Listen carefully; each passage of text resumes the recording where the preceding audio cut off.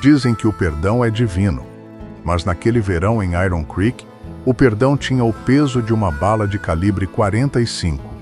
Ele não trazia versículos na ponta da língua, apenas o metal negro na cintura que brilhava sob o sol impiedoso de Nevada.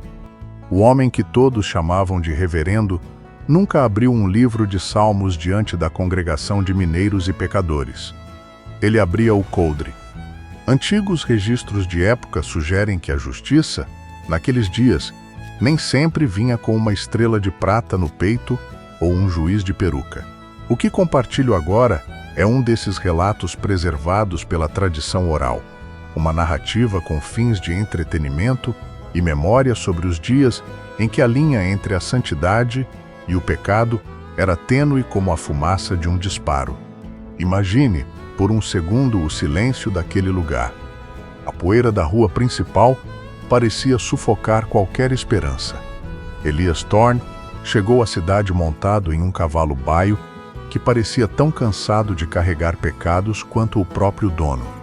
Ele vestia um casaco preto, longo, puído nos cotovelos e manchado pelo sal do suor de muitas milhas.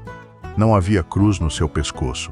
No lugar dela, uma cicatriz profunda que atravessava a garganta, o lembrete de um nó de forca que não apertou o suficiente.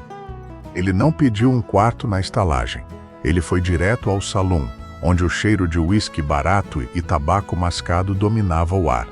Mas Elias não queria beber. Ele parou na porta, a sombra longa se projetando sobre o assoalho de madeira rangente. Os homens lá dentro pararam. O tilintar dos copos cessou. Mas aqui está o detalhe que a maioria das pessoas perde. Elias Thorne não era um homem de violência gratuita. Ele era um homem que havia perdido a fé nas palavras e decidido que o mundo só entendia o som do percussor batendo na espoleta. Se você sente o chamado dessas trilhas poeirentas e das crônicas de honra do Velho Oeste, deixe seu rastro com o like e se junte à nossa caravana se inscrevendo no canal. A história oficial nunca contou essa parte, mas os poucos que sobreviveram para falar daquele dia em Iron Creek lembram do olhar de Elias. Eram olhos de quem já tinha visto o inferno e decidido que não voltaria para lá sozinho. Ele buscava um homem que pensou ter deixado o passado enterrado em uma cova rasa no Kansas. O vento parou. O revólver falou. Mas antes disso, houve o acerto de contas que mudaria a fronteira para sempre. Elias Thorne estava prestes a entregar seu primeiro e último sermão de chumbo. Elias Thorne não precisava de um púlpito de carvalho para falar sobre o pecado.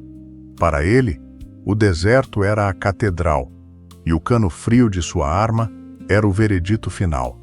Registros de época sugerem que ele passou anos rastreando o rastro de poeira e traição, deixado por um homem chamado Gideon Vanney.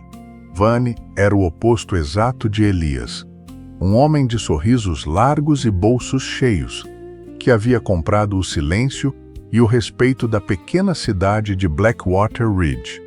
Enquanto Elias representava o peso do passado e a cobrança de uma dívida que o tempo não conseguiu apagar, Vanney era a imagem da falsa prosperidade construída sobre ossos esquecidos no Kansas.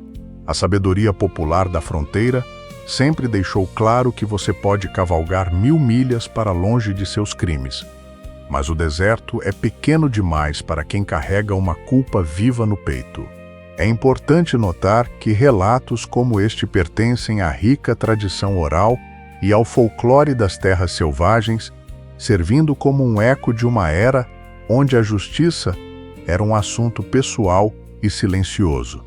Enquanto Elias limpava sua carabina sob a luz pálida da lua, ele não via apenas metal e pólvora.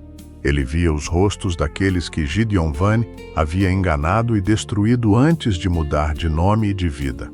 O couro de suas botas estava gasto, marcado pela terra de 10 estados diferentes, e seu olhar tinha a frieza de quem já atravessou o inferno e não teme o calor do tiroteio. Se você aprecia essas crônicas de honra e poeira, considere se juntar ao nosso bando e deixar seu sinal de apoio nesta jornada. Do outro lado da rua principal, Gideon Vane vigiava do alto de sua varanda de mogno. Ele sentia o cheiro da chuva que teimava em não cair, um cheiro de ozônio e terra seca. Vane sabia que o homem que acabara de chegar à cidade não era um andarilho em busca de trabalho ou um copo de uísque barato. O silêncio daquela noite em Blackwater Ridge era denso, interrompido apenas pelo uivo distante de um coiote que parecia lamentar o que estava por vir. Vane preparou seus homens e suas mentiras. Elias preparou sua alma e sua mira. O confronto que se aproximava não era apenas entre dois homens, mas entre a mentira que luta para sobreviver e a verdade que não aceita ser enterrada. Antes que o primeiro tiro ecoe, é preciso entender que o que contamos aqui atravessou gerações como uma dessas lendas de fronteira, preservada para o entretenimento de quem ainda busca entender o espírito daquele tempo bruto. Longe de ser um registro frio de cartório, Gideon Vane olhava pela janela do andar superior do Saloon Ferradura de Prata. Para ele, o poder não era um direito divino, mas uma propriedade conquistada pelo medo. Ele tinha o xerife no bolso e a lei sob sua bota. Para Vane, Elias Thorne não passava de um fantasma incômodo, um resto de passado que insistia em assombrar seu presente lucrativo. Ele não via um homem de fé, via um obstáculo de carne que precisava ser removido para que o progresso de suas próprias ambições continuasse sem manchas. Vane acreditava que o chumbo era a única linguagem que a terra de Coldwater Ridge realmente entendia. Do outro lado da rua larga, Elias sentia o peso do sol sobre os ombros. O suor escorria por baixo do chapéu de abas largas, deixando um rastro salgado em sua pele curtida. Ele não carregava as escrituras, mas cada calo em sua mão direita contava um versículo de violência que ele tentara esquecer. Registros de época sugerem que Elias nunca buscou o perdão dos homens, apenas o silêncio de sua própria consciência. Ele sabia que a paz naquela cidade tinha um preço, e o câmbio daquele dia seria contado em cartuchos de latão. Mas o deserto guarda segredos que os documentos não registram. Enquanto Vane confiava no número de seus jagunços, Elias confiava na precisão de sua solidão.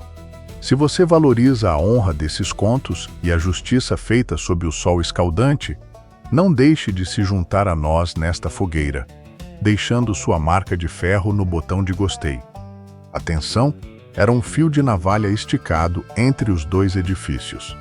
O cheiro de esterco e poeira misturava-se ao odor metálico que antecipa o conflito. Vane deu o sinal.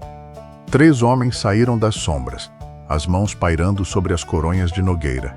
Elias não se moveu. Ele apenas respirou fundo, absorvendo o ar quente, como se fosse a última vez que seus pulmões provariam a liberdade. O tempo se tornou espesso como melaço. A verdade é que, no oeste, a palavra de um homem valia tanto quanto sua capacidade de sustentá-la sob fogo. Elias Thorne estava prestes a entregar seu sermão mais barulhento. O aço esfriou, o sangue ferveu, e o texto sagrado estava gravado no tambor de seu revólver. Jebediah Cross deu um passo à frente, o sorriso torto escondido sob a sombra do chapéu gasto. Ele achava que Elias era apenas um homem de palavras vazias, um andarilho brincando de santo em uma terra que Deus esqueceu de batizar. Mas o deserto não perdoa erros de julgamento, e o suor que escorria pela têmpora de Cross era o primeiro sinal de que ele sabia que o fim estava próximo. O silêncio que se seguiu na rua principal foi tão pesado que o bater das asas de um abutre, lá no alto, parecia o rufar de tambores de guerra. Quando os dedos de Cross roçaram o cabo da arma, o tempo se arrastou como uma carruagem com a roda quebrada. Elias Thorne não fechou os olhos para rezar. Ele os manteve bem abertos, frios como o gelo do inverno nas montanhas. O estrondo não veio em coro, mas num relâmpago solitário de metal e fogo. Uma única bala atravessou a poeira, encontrando o destino que os registros de época sugerem ter sido selado muito antes daquele encontro. Cross caiu sem um lamento, o rosto na terra seca que ele tanto tentou dominar com medo e sangue. Elias guardou a arma com um movimento lento e deliberado, o cheiro de pólvora queimada substituindo qualquer incenso que nunca chegou a queimar. Ele não disse uma prece sobre o corpo caído. Apenas ajustou o chapéu, sentindo o peso daquela alma que agora era apenas uma sombra no pó. A sabedoria popular da fronteira conta que ele partiu antes que o sol se pusesse totalmente, deixando para trás uma cidade que finalmente entendia o preço amargo da paz.